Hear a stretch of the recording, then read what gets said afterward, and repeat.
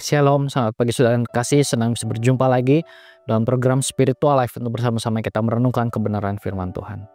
Ayat perenungan kita pada pagi hari yang terambil dari Keluaran 15 ayat 7 sampai 12. Pada pagi hari ini saya memberikan judul renungan Hidup Kudus. Saya akan baca kata ini bagi Bapak Ibu Saudara semua. Demikian firman Tuhan. Dengan kejayaanmu yang besar kau binasakan mereka yang bangkit menentangmu. Kau lepaskan api murkamu yang memakan mereka seperti jerami. Karena embusan nafasmu air menjulang tinggi. Aliran air berdiri tegak seperti bendungan. Samudra dalam membeku di pusat laut. Kata musuh, akan ku kejar dan ku capai mereka, akan ku bagi-bagikan jarahannya. Akan ku lampiaskan nafsu amarahku kepada mereka, akan ku hunus pedangku, tanganku akan melenyapkan mereka. Kau menghembuskan taufanmu, laut pun melingkupi mereka seperti timah. Mereka tenggelam di dalam air yang dahsyat. Siapakah seperti engkau di antara ilah-ilah, ya Tuhan? Siapakah seperti engkau mulia dalam kekudusanmu? Menakjubkan karena perbuatanmu yang masyhur, perbuatan keajaiban.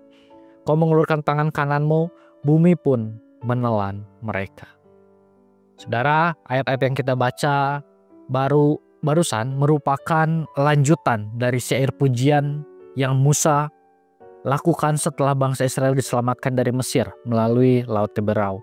Dalam bait ini, Musa menggambarkan kedahsyatan kuasa Allah yang mengalahkan musuh dengan amarah yang menyala. Allah disamakan dengan pribadi yang menghembuskan nafasnya dan membuat laut menutupi para musuh. Dalam ayat 11, di sana menjadi puncak dari syair ini, yaitu siapakah engkau di antara para Allah, ya Tuhan? Siapakah seperti engkau? Mulia karena kekudusannya, dahsyat karena perbuatannya yang masyhur. Engkau melakukan keajaiban. Kalimat ini merupakan sebuah deklarasi penyembahan yang mengakui sebuah keunikan dan kekudusan Tuhan yang tak tertandingi. Makna kekudusan dalam ayat ini menekankan bahwa Allah itu terpisah dari ciptaannya dan penuh kemuliaan. Saudara, kata kudus bukan hanya menunjukkan pada moralitas Allah yang sempurna, tetapi juga kemuliaan yang tak dapat didekati tanpa penghormatan dan tanpa hidup yang suci. Hal ini nantinya lebih jelas terlihat saat bangsa Israel di padang gurun dan mereka tidak dapat lagi mendekat ke Gunung Sinai tanpa persiapan.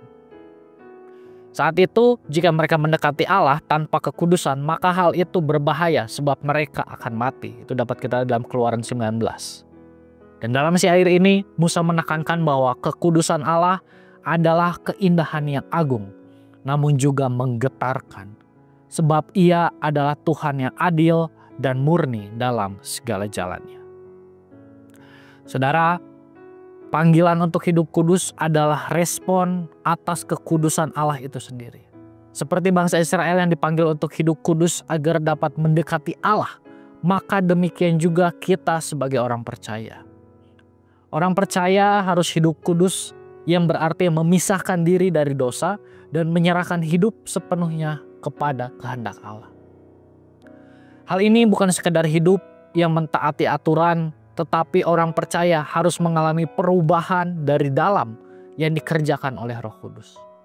Sehingga setiap tindakannya itu akan mencerminkan karakter Allah, baik itu melalui perkataannya, baik melalui perbuatan, dan melalui kasih terhadap sesama. Kiranya Roh Kudus menolong dan membimbing kita untuk hidup terus mengalami perubahan dan hidup kita semakin serupa dengan Kristus. Saudara, marilah kita mengambil waktu sejenak untuk merenungkan firman yang baru saja kita dengar. Saudara, sudahkah kita hidup semakin serupa dengan Allah? Marilah kita meminta bimbingan Roh Kudus untuk menolong dan membimbing kita agar terus mengalami perubahan dan hidup semakin serupa dengan Allah.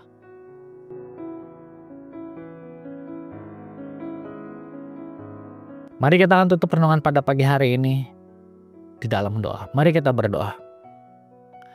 Tuhan, terima kasih buat waktu, buat kesempatan yang Tuhan berikan kepada setiap kami untuk pagi hari ini kami dapat kembali membaca dan merenungkan firman Tuhan.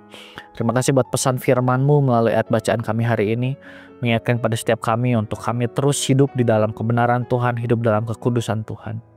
Dan biarlah Roh Kudus terus menolong, membimbing kami, memampukan kami untuk kami terus hidup di dalam kekudusan Allah, di dalam setiap hal yang kami lakukan, sehingga melalui perkataan kami, melalui tindakan kami, melalui kasih kami sungguh-sungguh menjadi alat Tuhan di tengah-tengah dunia ini.